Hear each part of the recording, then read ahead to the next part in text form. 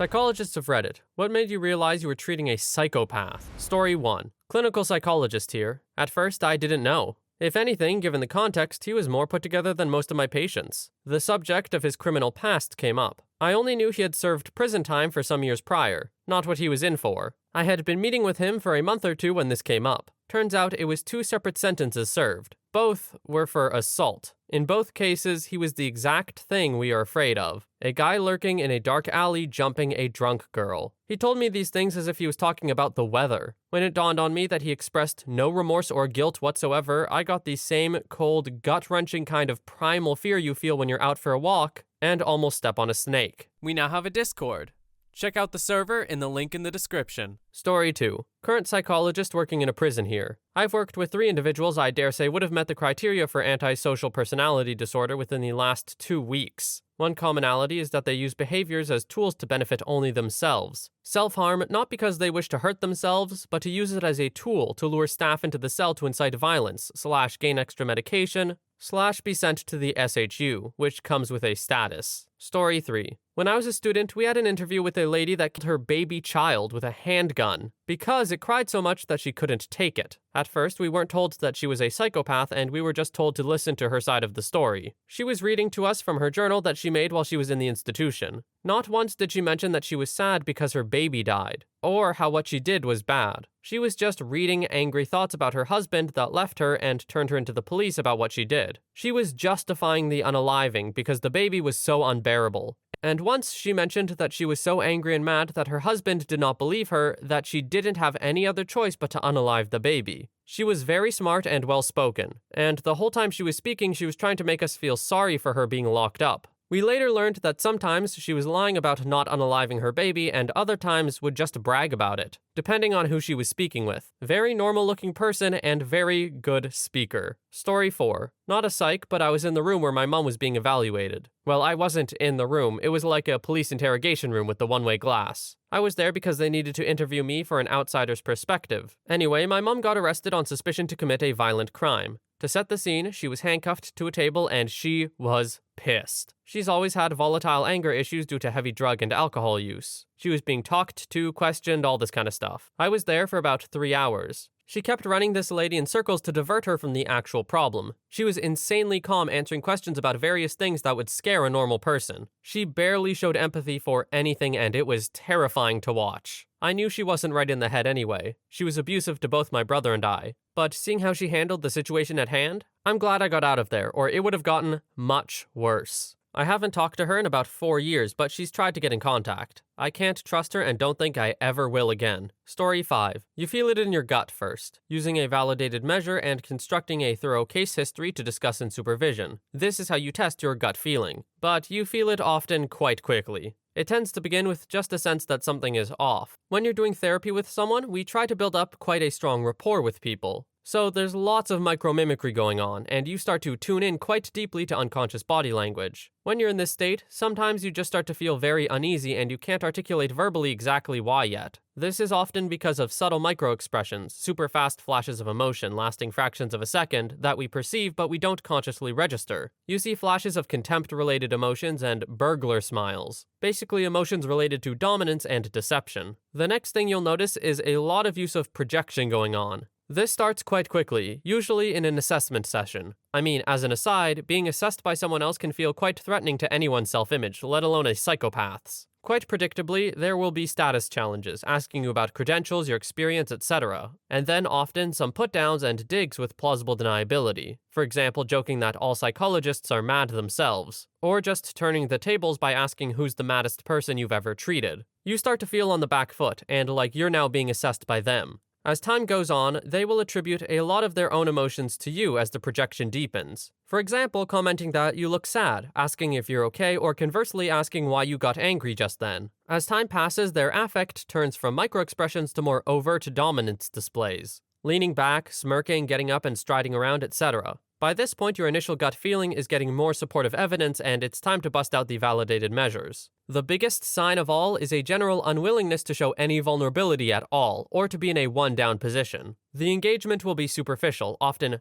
pally or matey, with lots of banter and joking, always flying close to the wind of outright mockery and contempt. They will start subtly and increasingly becoming overt in their need to control and dominate the therapy sessions. If the therapist maintains an aloof control, the ante may keep being raised and even end up with overt intimidation of the therapist. Story 6. Not a psychologist, but a nurse who sees way too many psych cases. One time I had a patient who was brought in after trying to break into a family's house while they were home. He was on my telemetry unit because his electrolytes were out of whack, and he was acting like he didn't remember trying to bust into an entire family's house with them home. He was getting antsy, but the hospital I worked at had a stupid fall risk policy that kept patients in bed, even if they were young or healthy or capable of being responsible for their fall. Mental health patients like to pace, especially when they start to feel like they're using it. So anyway, I'm trying to keep a dude in bed, because if his feet touched the floor, a loud alarm would go off, pushing his crazy ass closer to the edge. So I'm in there trying to talk to him and de-escalate. We're talking and he tells me he is a bad person, that his cat was mutilated and his sister asked what happened to it. And he told her the dog did it. But he told me that his secret is that he did it. He unalived the cat so bad that it looked like a dog ripped it to pieces. He also shared with me that he knew what he was doing when he tried breaking into the family's home, and that he wants to hurt people.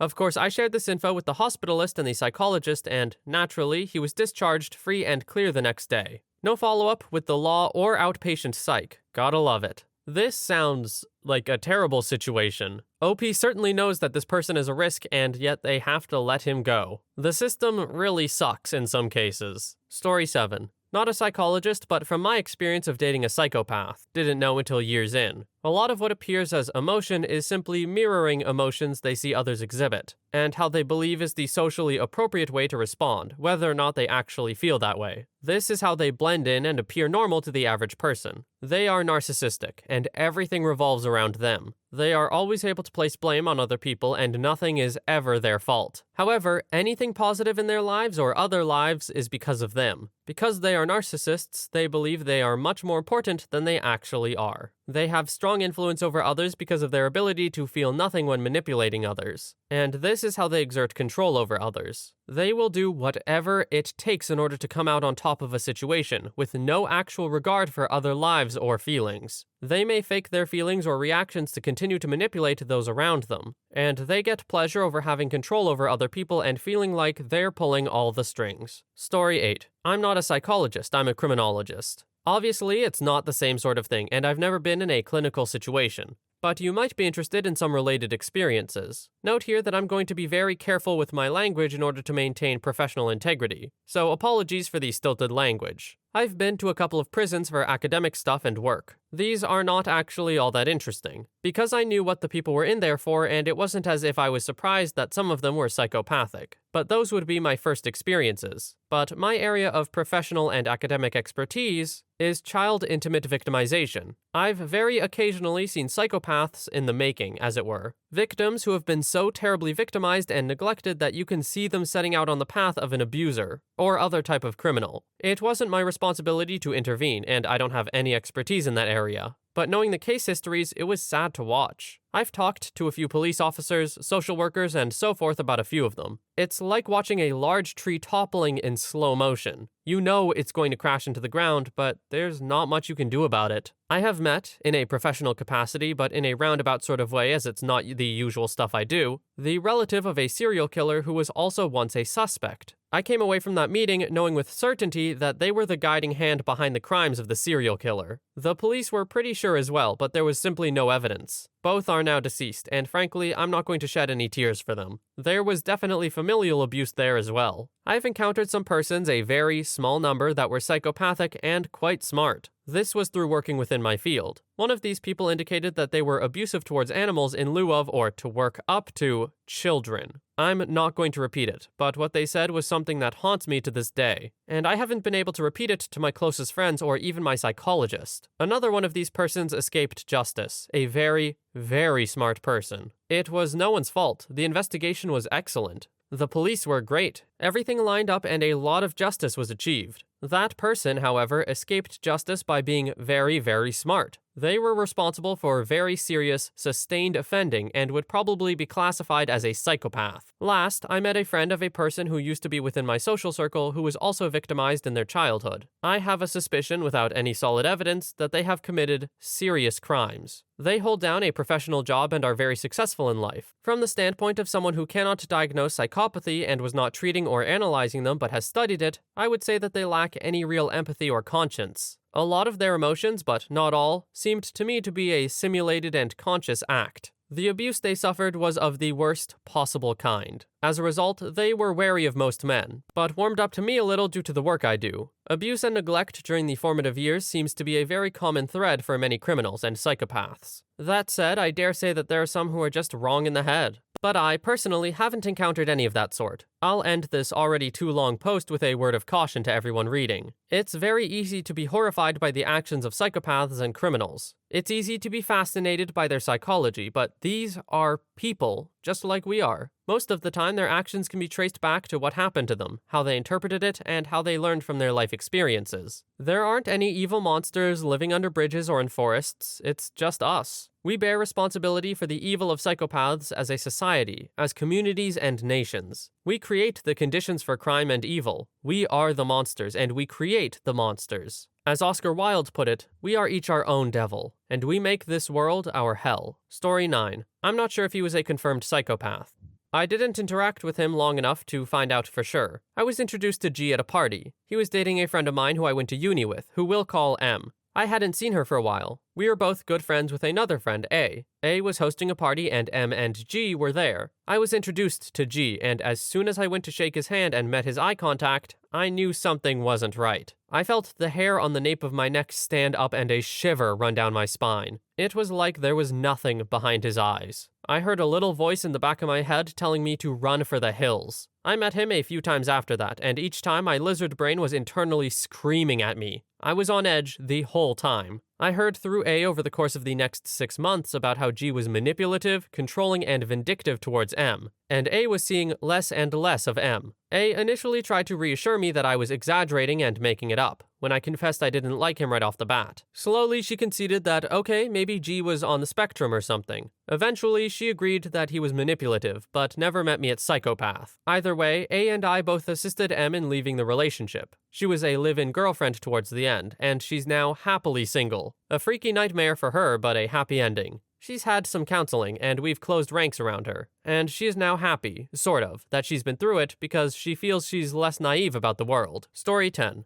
I'm a bit late to this, so not sure this will be seen. But my wife is bugging me to share. I actually started my career in forensic psychology, but decided to get out of it after I got stabbed and assaulted a few times by patients. I then started working with children and teens. It was there, working with an 8-year-old girl, we'll call her Sarah, that I came across my first person I'd ever mark as a psychopath. Sarah came from a pretty good family, and they were really dedicated to help her move forward. The parents had no obvious concerns with their own behavior, and they seemed to be pretty well-regulated folks. They had bounced across a few therapists before seeing me, most of which seemed to struggle with the fact that Sarah did not seem to be demonstrating more traditional behavioral issues. She wasn't impulsive, she didn't lose her temper and go wild. Instead, Sarah was attentive, planning, and meticulous. She was pretty textbook in that she had a long history of mutilated Barbies and some quite hurt animals along her path. The part that was a bit unique about Sarah is that she rarely got in trouble for doing anything, because it seemed that she was really good at convincing other children, usually those a bit younger than her, of doing things. We got my foot in the door by doing some psych testing with Sarah. I had a booklet in front of her, thing costs about $200 that we use for tests. Sarah proceeded to slowly rip one page at a time while looking at me in the eye. I have a pretty good poker face. She asked me what I was going to do about it. I said, nothing. She continued.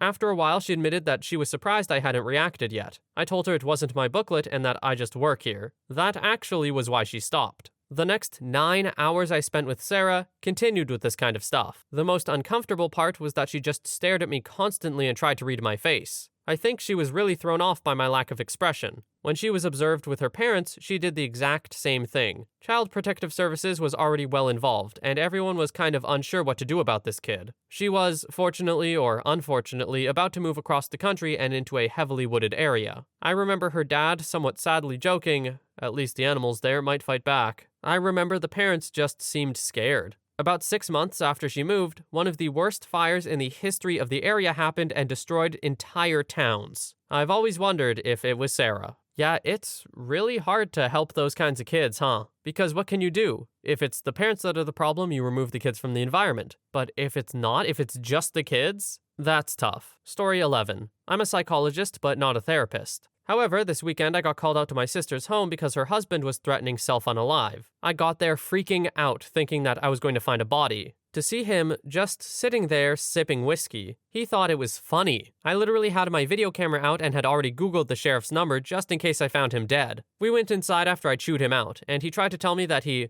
never said anything about hurting himself. He convinced me that my sister was overreacting and being dramatic. Well, my sister came home a few minutes later. I made it there before her, and she started reading the texts. Tell the kids I love them. Tell them to say their prayers, their yes ma'ams and no ma'ams. Tell them not to feel sad. I want you to be happy. I don't want you to feel guilty about this. This wasn't your fault. This has always been my destiny. I'm trying to think of more, but it was basically a straight 20 minutes of this crap, and then he turned off his phone. So basically, he wrote an unaliving note in order to get a response from my sister, and then frickin' lied directly to my face about it. Then, when he got confronted in front of me, he sat there talking about how he was in trouble. He lambasted my sister for calling his parents. I suggested counseling. He went off about how no mortal man can tell him about himself. I do have to wonder how these people get married. Like, did OP's sister just miss all the warning signs? Or was he just really good at hiding them? Or maybe something happened after they got married that made him like this? I don't know. Either way, I always find it weird when I hear about these things and these people being married. It just doesn't feel like it should be possible, but here we are.